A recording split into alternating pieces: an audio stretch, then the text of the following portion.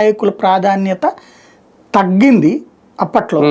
ఇప్పుడు కూడా తెలుగుదేశంలో కాపు నాయకులు ఎవరున్నారు స్ట్రాంగ్ గా? ఉండేటటువంటి ఆ చినరాజప్ప ఎక్కడున్నారో తెలియదు. ఆ గంటా శ్రీనివాసరావుకి ఏం ప్రాధాన్యం ఉంది?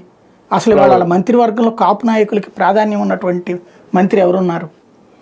అసలు మంత్రివర్గంలో కాపులకి వాళ్ళ వైపు నుంచి ఇచ్చినట్లేరు కదా. జనసేన వాళ్ళకి కాపులకి ఇచ్చారు కాబట్టి అన్నటువంటి టైప్లో వాళ్ళ వైపు నుంచి పక్కన పెట్టబడ్డారు. ఇంకోటి వాళ్ళ కాపు నాయకులు వాళ్ళు ఎంకరేజ్ చేయట్లేదు.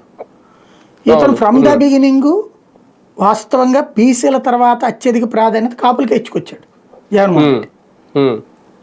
రెడ్ల సంఖ్యను తగ్గించాడు.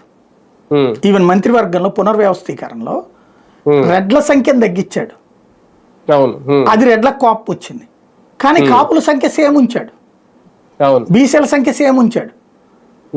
బీసీలను అయితే తీలా, బీసీ ఎస్సీ ఎస్టీ మంత్రులు బీసీలను కంప్లీట్ గా అట్లాగే ఉంచారు. ఎస్సీ ఎస్టీ మంత్రులు ఒకళ్ళనిద్దరు అటు ఇటు మార్చినట్టున్నారు అంతే. మళ్ళీ అదే శాఖలో వాళ్ళకే ఇచ్చారు, వేరే వాళ్ళకి మార్చారు, అదే సామాజిక వర్గానికి ఇచ్చారు అంతే, మార్చారు అంతే.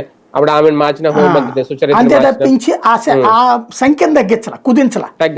బీసీ ఎస్సీ ఎస్టీ మంత్రుల సంఖ్యను కుదించాల, కాపులది కూడా కుదించాల. కుదించింది రెడ్లది. తర్వాత బ్రాహ్మణ సామాజిక వర్గానికి సంబంధించిన డిప్యూటీ స్పీకర్ ఉంటే అది తీసేశారు, అది మైనార్టీకి ఇచ్చినట్టున్నారు.